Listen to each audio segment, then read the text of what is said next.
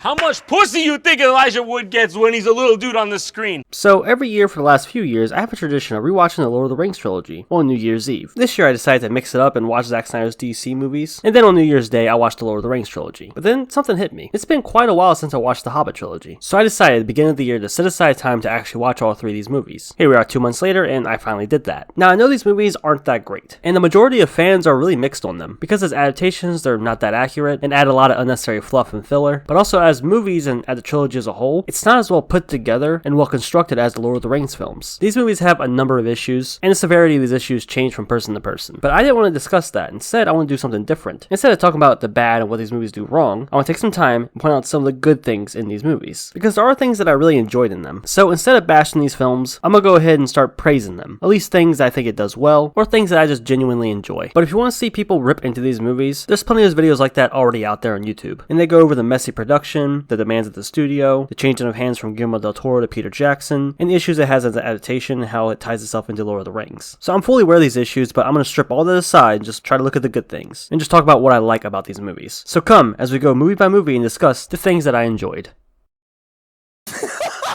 But before I go into each movie, I want to mention a few things beforehand that are good that I think apply to all three of them as a whole. First is Bilbo Baggins, played by Martin Freeman. He's great. I actually think he's a much more interesting protagonist than Frodo. I love seeing his journey and see him change as a character with each movie, as well as see his friendship grow with Thorin Oakenshield, which leads me to another good character, Thorin Oakenshield. He's easily the most fleshed out and driven of the dwarves, and I love seeing him and Bilbo bond over the course of these movies. I love seeing him do anything to reach his goal, and all the trials that him and all the other dwarves have to go through to get to the Lonely Mountain. He's a good character. I love seeing how driven and determined he is, and honestly has good qualities of a leader. So Thorin is easily my second favorite character in these movies. Next I want to mention is the score and soundtrack. It's great. Howard Shore did a very good job. Even though some songs aren't as memorable as the ones from the Lord of the Rings, it's still pretty epic in its own right. It's very high quality, and it's honestly one of the most consistent things about these films. So good job Howard Shore. He did a fantastic job in the Lord of the Rings trilogy, and he does a great job here as well. And I like the overall aesthetic of these movies. At times it feels like it fits perfectly into the world of the Lord of the Rings. Like we get to see a lot more Middle Earth and really get to flesh out the world. So in a way it looks very familiar, but also feels new. Not to say that it doesn't look wonky at times because of all the CGI, but overall, I do think they serve as a nice complement to the established world of Middle Earth, and can have some very pretty looking visuals. And this last thing is something that I'm a little mixed on, but I don't entirely hate, and that's Gandalf looking into the necromancer and the orc threat. I like the idea and the inclusion of it, but I think the execution could have been handled better. Overall, it's an okay inclusion. I found it pretty interesting, even though it's not handled the best. Okay, now let's go movie by movie.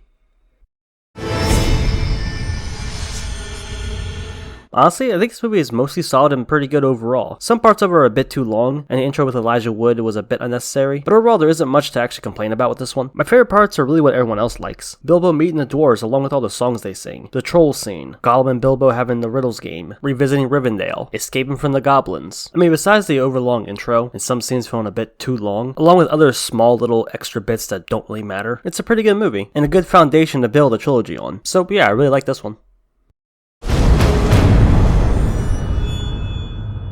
Now this one isn't as well put together as Unexpected Journey, but overall it's pretty decent, and there's actually a good portion of things that I really like traveling through Mirkwood and running into spiders, and then being taken prisoner by the elves, getting to see Legolas again and having a small mention of Gimli, as well as seeing Bilbo come with the name for his sword, Sting, and the barrel of safe sequence was really fun. So really most of the stuff in the first hour of the movie, I think is fine. From Mirkwood, to being held prisoner, to their escape, to reaching Lake Town, to meeting Bard. It's all good, albeit a bit too long in some places. And of course, everything with Smaug. Every interaction and scene with Smaug in it is just fantastic. Benedict Cumberbatch was absolutely great, and the CGI and effects on Smaug himself is top notch. Now even though I think Unexpected Journey is the most solid movie out of the three, Desolation actually has some of my favorite moments, even if the movie as a whole isn't as well put together or as great.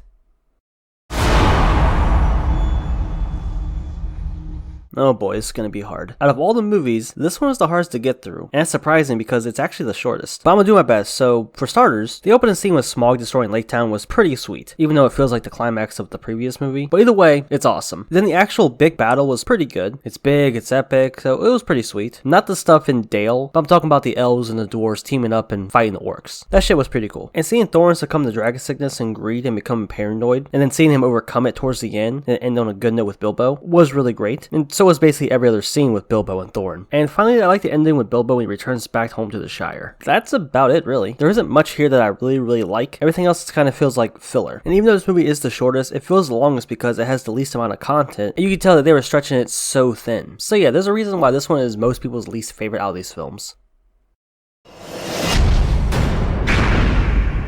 I feel like I should give my overall final thoughts on the Hobbit trilogy. Honestly, the nicest thing I can say is that at least this trilogy feels like it has one vision with an end goal, and character growth that makes sense. I mean, look at the Star Wars Disney trilogy. You'll see the opposite, where they had no idea what they were doing or plan or end goal really. So at least the Hobbit has that going for it, and I think it serves as like a nice complementary story that takes place in Middle-earth. I feel like these movies are really good to watch if you just want another adventure in the world of Middle-earth. I feel like the first one is the most solid of the three. It's the most well-constructed and put together one that builds a nice solid foundation to make more movies out of. I felt the second was a decent continuation, mainly with the first half, but this was the one where you really start to feel the bloat, where the filler stuff was starting to become very obvious. And then finally there's the third one, being the shortest but the least amount of content to actually work with. Gandalf's necromancer storyline is cleared up within the first 20 minutes, which then only leaves you with the battle for the mountain, in which they use the rest of the runtime to build up towards and then finally show. But then it kind of hits a point where it's just kind of mindless action with characters you don't really care about. It has its moments of being really epic and awesome, but then it also has its moments where it's kind of boring. Oh yeah, and the cherry on top is the elf and dwarf relationship that was carried over from Desolation of Smaug. It's continued in Battle of the Five Armies and it's just as uninteresting here as it was there. What's really surprising is that every single one of these movies have an extended cut, which cut out anywhere between 10 to 30 minutes of footage. That's surprising because these movies already feel like they're extended cuts of the theatrical cuts, because they have so many unnecessary things and filler that really just bloat the runtime. So it feels like we're already watching an extended version of the movie. But anyway, with all that being said, I don't hate these movies. I just think they fail in comparison to the Lord of the Rings trilogy. And if this were two movies like it was originally intended, I think it would have been much better. And many other people feel that way too, because there are countless fan edits of this trilogy that chop it up and edit it down to 2 movies, and bring the overall runtime down to about 4 to 4.5 hours, instead of the 7, nearly 8 hours that it already is. But to end this on a positive note, I will say there are things in these movies that I enjoy, and I do really like the first one, and I enjoy most of the second. And they can be fun if you just look at them as another adventure that takes place in Middle-earth. Or hell, you can do what most fans do, don't even include it in your headcanon of the Lord of the Rings movies, because you can easily pretend that these movies don't exist. So overall, it's a pretty decent inclusion to the Middle-earth saga, and it has its moments of being fun and enjoyable. So of course, as always, I decided to ask you guys to say something nice about the Hobbit trilogy, as well as asking you what was your favorite part in each movie. And most of the stuff that everyone else said is what I listed already, so it's not too surprising. And I've seen a decent amount of fans on each side say they either really like them or they really hate them, which isn't very surprising, because after the trilogy wrapped up, the reception was very mixed, and clearly is still mixed to this day. I think it's rather ironic that Unexpected Journey premiered 10 years ago in 2012, and then 9 years before that, Return of the King premiered. And here we are now in 2022, with another Lord of the Rings property about to come out. It's like every 10 years we get more Lord of the Rings stuff. But in all honesty, nothing will probably top the original trilogy that Peter Jackson directed. But God knows it's not going to stop them. Anyway, that's going to do it for the video. Hope you enjoyed. If you did, go and drop a like on it. And leave a comment, let me know what are the things you enjoyed in the Hobbit trilogy. And out of all 3 films, which one do you prefer the most? Thanks for watching. Those fucking Hobbit movies were boring as hell.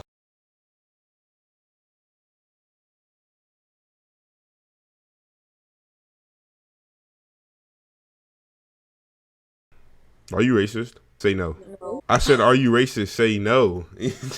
We said no. I said, are you racist? Say no.